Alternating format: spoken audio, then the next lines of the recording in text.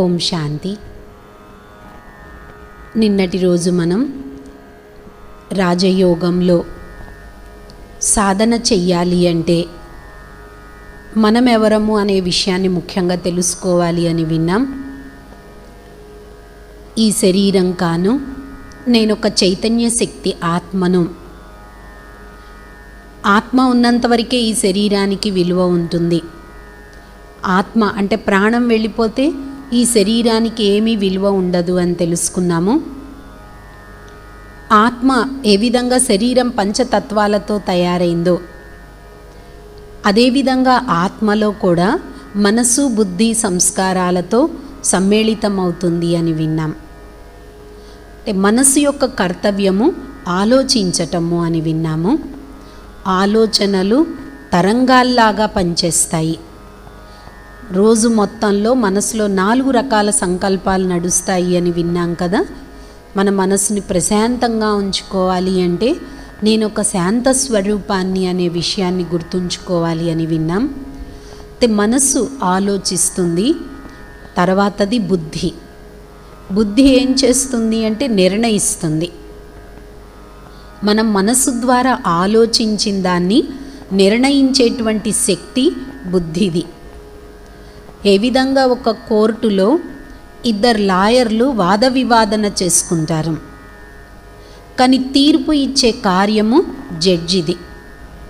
అదేవిధంగా మనసులో వచ్చేటువంటి మంచి చెడు 2 రకాల ఆలోచనలని ఇది చెయ్యాలా చెయ్యకూడదా అని నిర్ణయించేటువంటి శక్తి బుద్ధిదన్నమాట. అంటే బుద్ధి ఏం చేస్తుంది? నిర్ణయిస్తుంది. బుద్ధి నిర్ణయించటమే కాకుండా ఒక నేత్రంలాగా కూడా పనిచేస్తుంది. ఎందుకంటే ఈ రాజయోగ సాధనలో మన మనోనేత్రాన్ని అంటే బుద్ధిరూపీ నేత్రాన్ని జాగృతం చేసుకోవాలి. ఎందుకంటే మనస్సు, బుద్ధిని భగవంతుడి పైన ఏకాగ్రం చేసేటువంటి ప్రక్రియ అన్నమాట. కాబట్టి బుద్ధి ఒకటి నిర్ణయిస్తుంది, రెండవది బుద్ధి ఒక నేత్రంలాగా కూడా పనిచేస్తుంది. బుద్ధిని త్రాసు రూపంలో చూపించారు చిత్రంలో. న్యాయదేవత చేతిలో కూడా త్రాసును చూపిస్తారు. అంటే త్రాసు 3 భాగాలు ఉంటాయి. ఒకటి పైన ముళ్ళు ఉంటుంది, రెండోది అడ్డంగా కాడ ఉంటుంది, మూడోది ప్లేట్స్ ఉంటాయి. ముళ్ళు దేనికి గుర్తు అంటే ఏకాగ్రతకి గుర్తు. అడ్డంగా ఉండే కాడ బ్యాలెన్స్కి గుర్తు. ప్లేట్స్ ఏంటి అంటే నిష్పక్షపాతానికి గుర్తు. అంటే మనం ఏదైనా ఆలోచించిన దాన్ని నిర్ణయించేటప్పుడు ఏకాగ్రమైన బుద్ధితో బ్యాలెన్స్ స్థితిలో ఉండి నిష్పక్షపాతంగా ఆలోచించి నిర్ణయం తీసుకున్నప్పుడే దాన్ని సద్బుద్ధి అంటారు. ఒక్కొక్కసారి ఎలా ఉంటుంది అంటే మనం తీసుకునేటువంటి నిర్ణయాల ద్వారా కొన్ని సమస్యల్ని ఎదుర్కోవాల్సి వస్తుంది. కాబట్టి ఆలోచించి బ్యాలెన్స్ స్థితిలో ఉండి నిర్ణయాలు తీసుకున్నట్లయితే సమస్యల్ని మనం ఈజీగా ఎదుర్కోగలుగుతాము. అందుకనే పిల్లల్ని కూడా అంటారు, నీ బుద్ధి పని చేయట్లేదా, నీ బుద్ధి మందబుద్ధి అయిపోయింది అంటారు. అంటే బుద్ధి పని చేయట్లేదా, మందబుద్ధి అయింది అంటే కారణం ఏంటి అంటే సరి అయినటువంటి నిర్ణయం తీసుకున్నప్పుడే బుద్ధి మందబుద్ధిగా మారిపోతుంది, పని చెయ్యదు. కాబట్టి మన బుద్ధి కరెక్ట్గా పని చెయ్యాలి, సరి అయిన నిర్ణయం తీసుకోవాలి అంటే ఏకాగ్రమైనటువంటి మనస్సుతో బ్యాలెన్స్ స్థితిలో ఉండి నిర్ణయాలు తీసుకున్నప్పుడే బుద్ధి సరిగ్గా నిర్ణయం తీసుకుంటుంది. కాబట్టి మనసు ఆలోచిస్తుంది, బుద్ధి నిర్ణయిస్తుంది. బుద్ధి నిర్ణయించిన దాన్ని కర్మల రూపంలో చేసేదాన్నే సంస్కారాలు లేక అలవాట్లు అంటారు. అంటే ఈ సంస్కారాలు, అలవాట్లు అనేవి పుట్టినప్పటి నుంచి ఎవ్వరికీ చెడు అలవాట్లు ఉండవు. మధ్యలో వస్తాయి చెడు అలవాట్లు. మధ్యలో వచ్చిన వాటిని మధ్యలోనే తొలగించుకోవచ్చు. సంస్కారాలు కూడా ముఖ్యంగా 5 రకాలు. ఒకటి ఆత్మ పూర్వజన్మ సంస్కారాలను తోడు తెచ్చుకుంటుంది. అంటే మనం చనిపోయిన తర్వాత నెక్స్ట్ జన్మ తీసుకున్నప్పుడు ఆత్మ ఈ సంస్కారాలను నెక్స్ట్ జన్మలో తోడు తీసుకెళ్తుంది. రెండవది జన్మించటంతోనే కొన్ని సంస్కారాలు ఏర్పడతాయి. మూడవది తల్లి తండ్రి ద్వారా కొన్ని సంస్కారాలు తయారవుతాయి. నాలుగవది వయస్సు పెరుగుతూ ఉన్న కొద్దీ యోగ్యతలకు అనుగుణంగా సంస్కారాలు తయారవుతాయి. ఐదవది మన యొక్క ఆత్మ యొక్క ఒరిజినల్ సంస్కారాలు, ఆత్మ యొక్క నిజమైనటువంటి క్వాలిటీస్, శాంతి, ప్రేమ, సంతోషము, ఆనందం, ఇవి ఆత్మ యొక్క ఒరిజినల్ క్వాలిటీస్. కాబట్టి ఈ సంస్కారాలను బట్టే దేవాత్మ, పుణ్యాత్మ, పాపాత్మ, మహాత్మ అంటారు. ఈ సంస్కారాల ద్వారానే జన్మ లభిస్తుంది. కాబట్టి ఈ సంస్కారాలు, ఈ మూడింటితో సమ్మేళితమైందే ఆత్మ. మనసు, బుద్ధి, సంస్కారాలు, ఈ మూడింటితో సమ్మేళితమైందే ఆత్మ అన్నమాట. కాబట్టి ఈ సంస్కారాలని పరమాత్ముడు దైవీ సంస్కారాలుగా తయారు చేస్తున్నారు. అంటే మన జీవితాన్ని దివ్యంగా తీర్చిదిద్దుకునే విధంగా పరమాత్మ ఈ విశ్వవిద్యాలయంలో జ్ఞానయోగాలను నేర్పిస్తున్నారు. కాబట్టి ఈ విధంగా ఆత్మలో మనస్సు, బుద్ధి, సంస్కారాలతో సమ్మేళితమై ఉంటుంది. అయితే ఈ యొక్క ఆత్మ ఎలా ఉంటుంది? ఆత్మ ఏ విధంగా ఉంటుంది అంటే అతి సూక్ష్మాతి సూక్ష్మంగా జ్యోతిర్బిందు స్వరూపంగా ఉంటుంది. చాలా సూక్ష్మమైన రూపం. ఈ స్థూల నేత్రాలతో చూడలేం ఆత్మను. అది అనుభవం చేసుకుంటాం, ఫీల్ అవుతాం. ఆత్మ ఇలా ఉంది అనేది మనం ఫీల్ అవుతామే కానీ ఈ స్థూల నేత్రాలతో చూసేటువంటి వస్తువు కాదు. అంటే బుద్ధిరూపి నేత్రంతో మనం గ్రహించగలుగుతాం, అనుభవం చేసుకుంటాం, ఫీల్ అవుతాం ఆత్మ ఈ విధంగా ఉంటుంది అని. అంటే ఆత్మ అతి సూక్ష్మాతి సూక్ష్మంగా అణువు కంటే కూడా చాలా చిన్నగా జ్యోతిర్బిందు స్వరూపంలో ఉంటుంది. అండాకారం. మనం జ్యోతి వెలిగించినప్పుడు కూడా దాని షేపు నిరాకారంగా, అండాకారంగా ఉంటుంది. కాబట్టి ఆత్మ కూడా జ్యోతిర్బిందు స్వరూపంలో ఉంటుంది, అతి సూక్ష్మాతి సూక్ష్మంగా. అయితే ఈ యొక్క ఆత్మ శరీరంలో ఎక్కడుంటుంది? సహజంగా అందరు ఏమనుకుంటారంటే ప్రాణం ఎక్కడుంటుంది అంటే గుండెలో ఉంటుంది అనుకుంటారు. కానీ ఈ రోజుల్లో చూడండి, ఎంతోమందికి గుండె మార్పిడి కూడా చేస్తున్నారు. మరి మనిషి చనిపోవట్లేదు అంటే ఆత్మ గుండెలో లేదు అని తెలుస్తుంది. ఆత్మ యొక్క నివాస స్థానం ఎక్కడ అనేది కూడా గ్రహించాలి మనం. ఎందుకంటే ఇక్కడ ముఖ్యంగా మనం తెలుసుకోవాల్సింది ఏంటి అంటే ఆత్మ ఈ శరీరంలో నివసించేది భ్రూమధ్య స్థానంలో, రెండు కనుబొమ్మల మధ్య భ్రూమధ్య స్థానంలో ఆత్మ నివసిస్తుంది. అందుకే ఏమన్నారు, భ్రుకుటికే బీచ్ మే చమక్తా హై అజబ్ సితారా. అంటే ఈ భ్రూమధ్య స్థానంలో ఆత్మ మెరిసేటువంటి నక్షత్రము. కాబట్టి భ్రూమధ్య స్థానంలో ఆత్మ మెరుస్తూ నివసిస్తుంది. ఎందుకంటే ఆత్మ రాజు, ఇక్కడ ఉంటేనే మొత్తం కర్మేంద్రియాలని నడిపించగలుగుతుంది. ఆత్మ గుండెలో ఉంటే కర్మేంద్రియాలని నడిపించలేదు, ఆజ్ఞ ఇవ్వలేదు.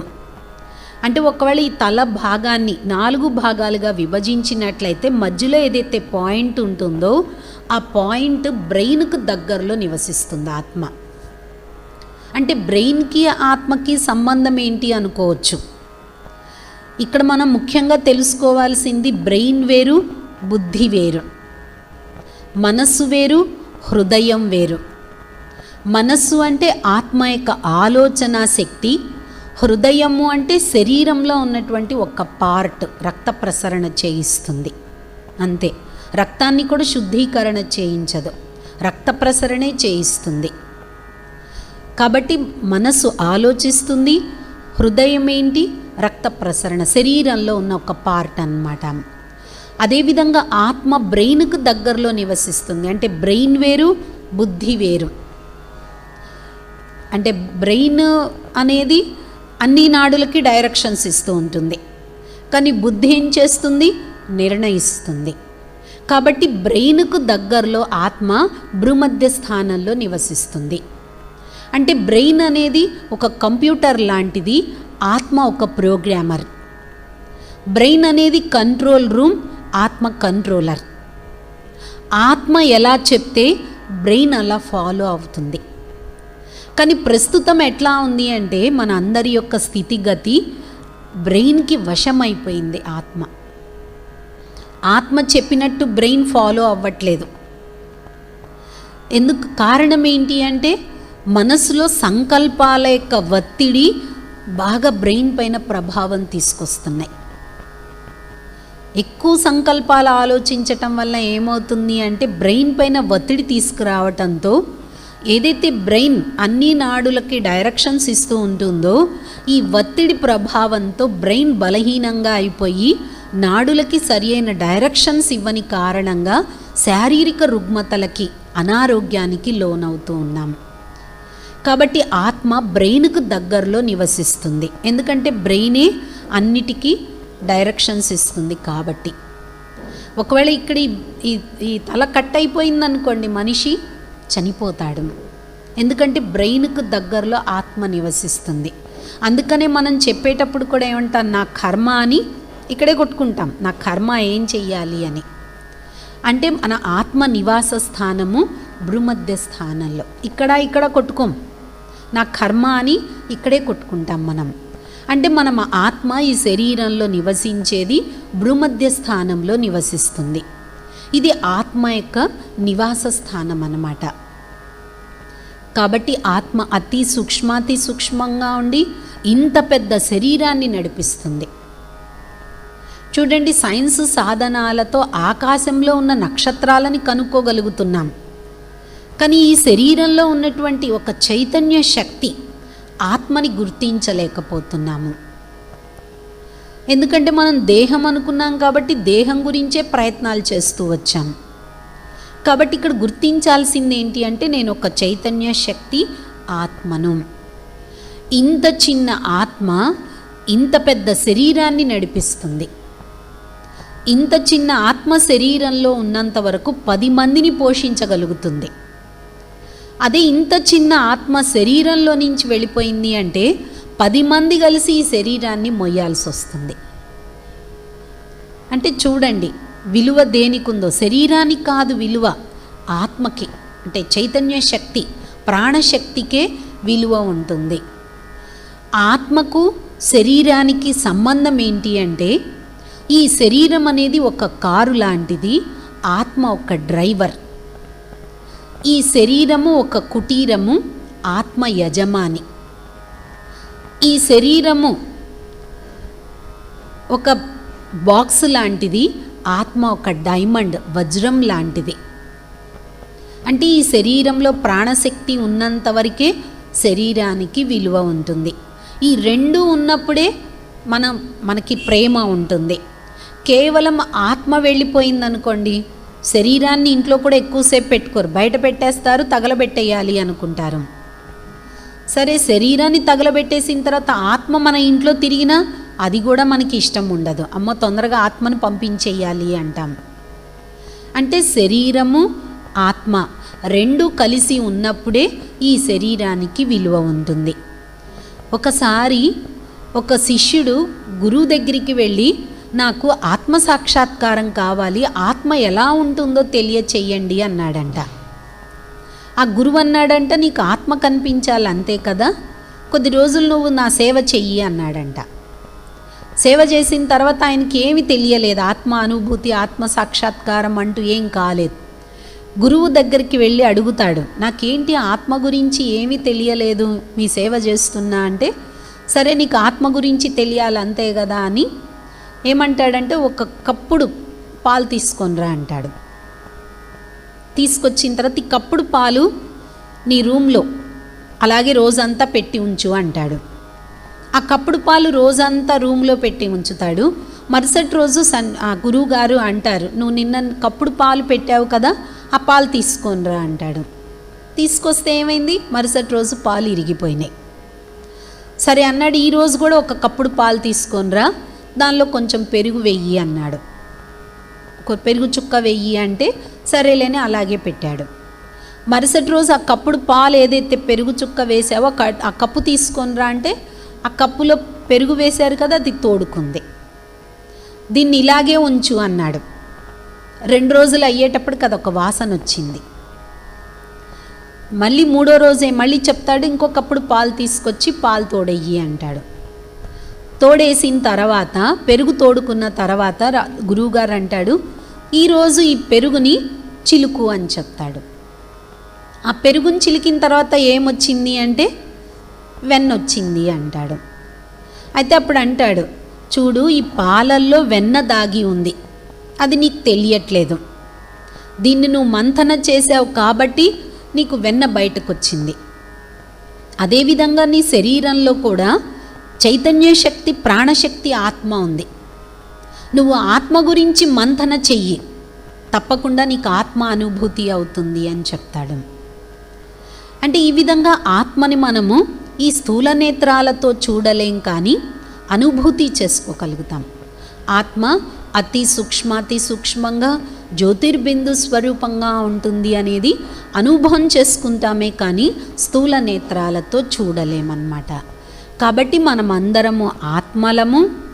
ఆత్మరూపం అతి సూక్ష్మంగా జ్యోతిర్బిందు స్వరూపంగా ఉంటుంది. ఆత్మ ఈ శరీరంలో ఎక్కడుంటుంది అంటే కనుబొమ్మల మధ్య, భ్రూమధ్య స్థానంలో. అందుకనే తిలకం పెట్టుకుంటాం భ్రుకుటి మధ్యన. అంటే తిలకం పెట్టుకోకుండా బయటికి వెళ్తే అశుభం, అమంగళము అంటారు. ఈ తిలకం కాదు మనకి పూర్వీకులు పెట్టుకోమన్నది. నేను ఆత్మను అనే స్మృతి తిలకాన్ని పెట్టుకోకుండా బయటికి వెళ్తే నెగిటివ్ వైబ్రేషన్స్ మన మీద పడకుండా జాగ్రత్తగా ఉండటానికి, అంటే నెగిటివ్ ఎనర్జీ నుంచి మనకి మనం సేఫ్ అవ్వటానికి నేను ఆత్మను అనే విషయాన్ని గుర్తుంచుకోవాలి. నేను ఆత్మను అనుకొని మీరు బయటకు వెళ్ళండి, ఏ నెగిటివ్ ఎనర్జీ కూడా మన పైన ప్రభావం చూపదు. కాబట్టి ఆత్మిక గుర్తుగా ఎర్ర తిలకాన్ని పెట్టుకుంటారు. మరి మనమందరము ఆత్మలము అని విన్నాం, ఆత్మరూపం ఎలా ఉంటుందో విన్నాం, ఆత్మకు శరీరానికి సంబంధం ఏంటో విన్నాం. మరి మన ఆత్మల నివాసం ఏంటి అది కూడా తెలుసుకోవాలి కదా.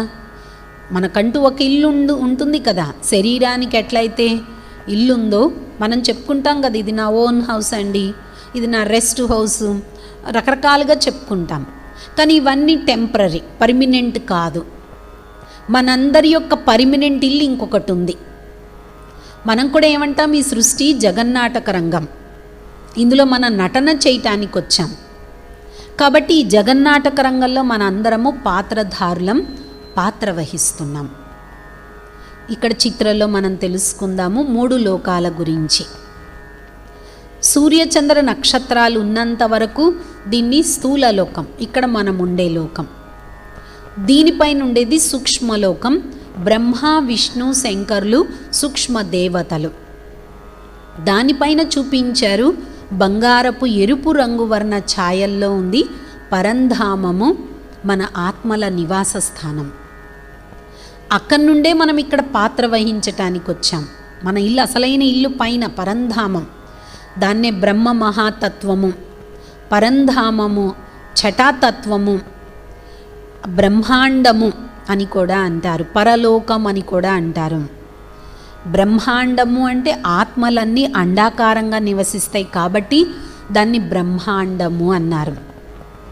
ఇక్కడ కూడా ఏదైనా వస్తువు బాగా నచ్చింది అనుకోండి, ఏమంటాం, బ్రహ్మాండంగా ఉందండి అంటాం. అంటే దానికంటే ఉన్నతమైన పదం ఇంకొకటి లేదు. అదేవిధంగా పరంధామము ఎంతో ఉన్నతమైనటువంటి ధామం, మన ఆత్మల నివసించే ధామం కూడా అంత ఉన్నతమైనటువంటిది. అయితే రాజయోగ సాధనలో మన మనస్సు బుద్ధిని పరంధామానికి తీసుకెళ్తాం. పరంధామంలో మనస్సు బుద్ధిని ఏకాగ్రం చేసుకోవాలి. కాబట్టి ఇప్పుడు మనం అభ్యాసం చేద్దాము. మన మనస్సు బుద్ధి ద్వారా పరంధామానికి పయనిద్దాం. ఆత్మచింతన చేస్తూ మన మనస్సు బుద్ధిని పరంధామానికి తీసుకెళ్దాము. ఓం శాంతి.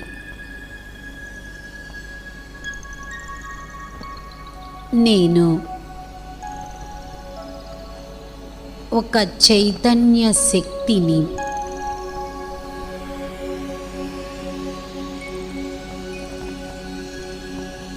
అతి సూక్ష్మాతి సూక్ష్మమైన దివ్యమైన జ్యోతిర్బిందు స్వరూపమును. నేనొక ప్రకాశ స్వరూపాన్ని.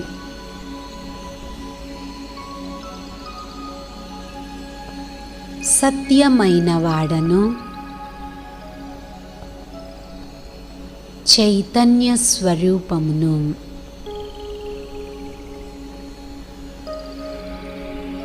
ఈ శరీరం అనే వస్త్రాన్ని ధరించి సృష్టి రంగస్థలం పైన పాత్రను అభినయిస్తున్నాను.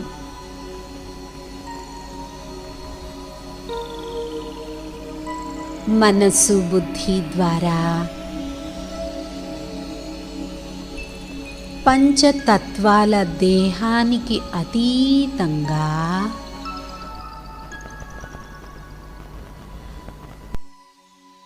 ధ్వని ప్రపంచానికి దూరంగా సూర్య చంద్ర నక్షత్ర మండలాలకు పైన ఒక ప్రకాశవంతమైన లోకానికి చేరాను.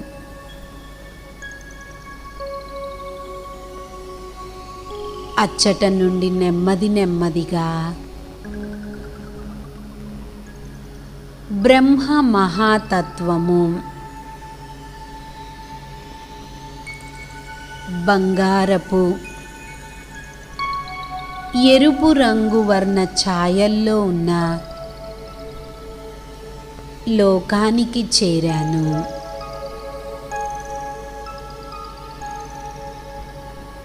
అది ఏ శాంతిధామము, పరంధామము. నా ఆత్మల నివాస స్థానము. నేను పరంధామ నివాసిని.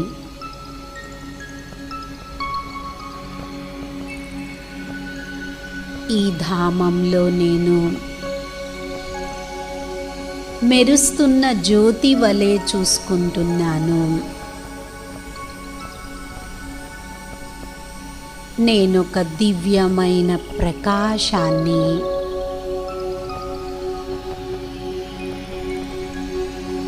బుద్ధి నేత్రంతో నా ధామానికి చేరాను.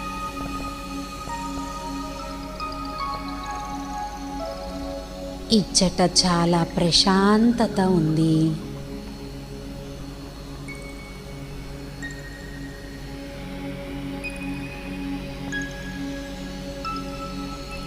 నేనాత్మను మనసు బుద్ధి ద్వారా నెమ్మదిగా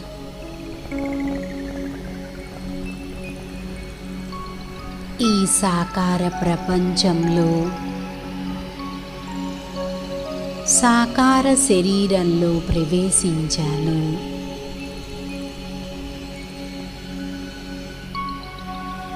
ఓం శాంతి శాంతి శాంతి.